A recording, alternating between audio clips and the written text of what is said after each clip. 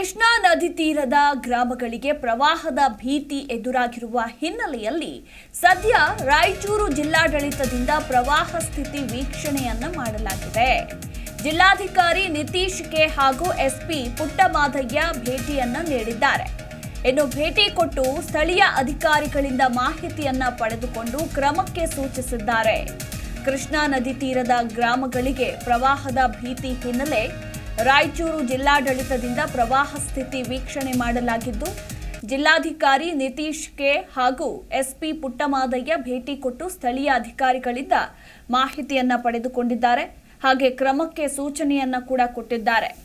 ರಾಯಚೂರು ಜಿಲ್ಲೆಯಲ್ಲಿ ಲಿಂಗಸಗೂರು ತಾಲೂಕು, ದೇವದುರ್ಗ ತಾಲೂಕಿನಲ್ಲಿ ಸದ್ಯಕ್ಕೀಗ ಪ್ರವಾಹದ ಸ್ಥಳಗಳನ್ನು ವೀಕ್ಷಿಸಿದ್ದಾರೆ ಜಿಲ್ಲಾಡಳಿತದ ಅಧಿಕಾರಿಗಳು. ಇನ್ನು ಸೂಕ್ತ ಕ್ರಮಕ್ಕೆ ಸೂಚನೆಯನ್ನ ಕೂಡ ನೀಡಿದ್ದಾರೆ.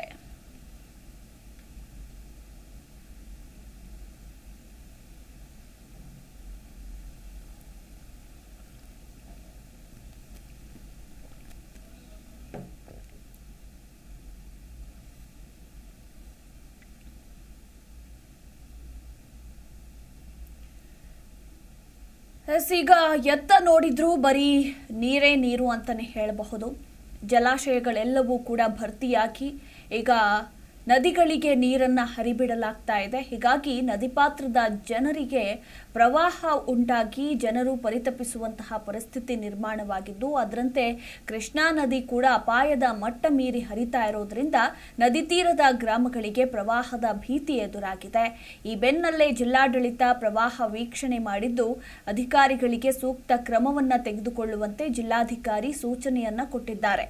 ರಾಯಚೂರು ಜಿಲ್ಲೆಯ 3 ತಾಲೂಕುಗಳಲ್ಲಿ ಸದ್ಯಕ್ಕೀಗ ಪ್ರವಾಹದ ಭೀತಿ ಎದುರಾಗಿದೆ.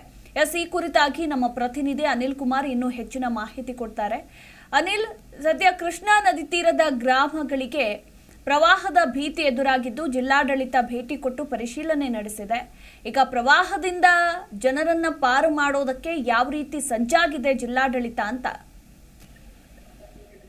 ಮಧು, ಏನ್ ನಿಜವಾಗ್ಲು, ಯಾಕಂದ್ರೆ ಇವತ್ತು ರಾಯಚೂರು ಜಿಲ್ಲೆಯ 3 ತಾಲೂಕುಗಳಿಗೆ ಪ್ರವಾಹ ಭೀತಿ ಎದುರಾಗಿರುವಂತದ್ದು. ಇದರಿಂದಾಗಿ ಇವತ್ತು ಏನು ಜಿಲ್ಲಾಡಳಿತ ಎಲ್ಲಾ ರೀತಿಯಾದಂತಹ ಸಜ್ಜು ಕೂಡ ಮಾಡ್ಕೊಂಡಿದೆ ಅಂತ ಹೇಳ್ಬೋದು. ಯಾಕಂತಂದ್ರೆ ನಿನ್ನೆ ಕೂಡ ಜಿಲ್ಲಾಧಿಕಾರಿಗಳಾದಂತಹ ನಿತೀಶ್ ಕೆ ಅವರು ಮತ್ತೆ ಏನು ಜಿಲ್ಲಾ ವರಿಷ್ಠ ಅಧಿಕಾರಿಗಳು ಪುಟ್ಟಣ್ಣ ಮಾದಯ್ಯ ಅವರು ಕೂಡ ನಿನ್ನೆ ಸ್ಥಳಕ್ಕೆ ಭೇಟಿ ನೀಡಿರುವಂತದ್ದು. ಪ್ರವಾಹ ಭೀತಿ ಇರುವಂತಹ ಗ್ರಾಮಗಳಿಗೆ ಕೂಡ ಅಲ್ಲಿ ಎಲ್ಲಾ ರೀತಿಯಾದಂತಹ ಜಿಲ್ಲಾಡಳಿತ ಕಡೆಯಿಂದ ಪರಿಶೀಲನೆ ಮಾಡಿಕೊಂಡು ಎಲ್ಲಾ ರೀತಿಯಾದ ಮಾಹಿತಿ ಕೂಡ ಕಲೆ ಹಾಕಿರುವಂತದ್ದು. ಅದೇ ಮುಂದಿನ ದಿನಗಳಲ್ಲಿ ಏನಾದ್ರೂ ಅಂತ ಸಂದರ್ಭದಲ್ಲಿ ಸಮಸ್ಯೆಗಳಾದಲ್ಲಿ ಮುನ್ನೆಚ್ಚರಿಕೆ ಕ್ರಮದಿಂದಾಗಿ ಎಲ್ಲಾ ರೀತಿಯಾದಂತಹ ಸಿದ್ಧತೆ ಮಾಡ್ಕೋಬೇಕಂತ ಅಲ್ಲಿ ಸ್ಥಳೀಯ ಅಧಿಕಾರಿಗಳು ಕೂಡ ಒಂದು ಸೂಚನೆ ನೀಡಿದ್ದಾರೆ. ಮತ್ತು ಥ್ಯಾಂಕ್ ಯು ಅನಿಲ್, ನಿಮ್ಮೆಲ್ಲ ಮಾಹಿತಿಗಾಗಿ.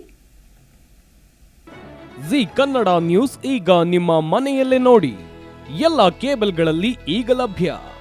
ಸನ್ Direct 292, Jio TV 1334, U digital 162, city cable 51, GTPL 17, Abhishek cables 821, Rockline telecommunication 51, Shri Basaveshwara number 60, Vinayaka digital number 53, in digital number 896ರಲ್ಲಿ. ನಿಮ್ಮಿಸ್ತದ ಜಿ ಕನ್ನಡ ನ್ಯೂಸ್ ನೋಡಿ ಆನಂದಿಸಿ.